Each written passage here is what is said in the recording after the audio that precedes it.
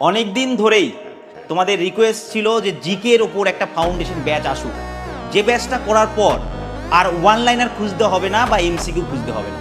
এখানে আমরা সাবজেক্টগুলোকে অর্থাৎ geography, polity, history, biology, chemistry, physics একদম সাবজেক্ট ধরে ধরে বুঝবো, তারপর যে কোনো পরীক্ষা দিই না কেন যাতে আমি এই নোটটা পড়েই পরীক্ষা দিতে পারি। তো তোমাদের জন্য চলে এসছে জিকের ফাউন্ডেশন কোর্স এবং ধোঁয়াধারভাবে ক্লাস শুরু হবে। সাবজেক্টের যতটা গভীরে তুমি যেতে পারো তোমাকে নিয়ে যাওয়া হবে। তার জন্য প্রত্যেকটা সাবজেক্টের 5টা করে ক্লাস আমরা ওপেন রাখবো, ঠিক আছে? তোমাদের সায়েন্স ক্লাস করাবেন টিএস খান স্যার। স্যার কিছু বলুন।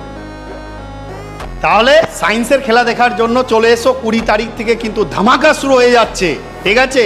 সায়েন্সের নজরিয়া চেঞ্জ করব। প্রথমে কেমিস্ট্রি কিভাবে ইতিহাসের মতো পড়তে হয় সেটাই দেখাবো প্রথম 5টা ক্লাসে। সেই জন্য আমি ফার্স্ট ক্লাস তোমাদের কিন্তু কেমিস্ট্রির জন্যই নিয়ে আসছি, ঠিক আছে? রেডি দেখো সকলে। যারা এমসিকিউ প্রেমী বা ওয়ান লাইনার প্রেমী তারা প্লিজ এই ভিডিওটাকে অ্যাভয়েড করো, ঠিক আছে? এমসিকিউ প্রেমী বা ওয়ান লাইনারদের জন্য নয়।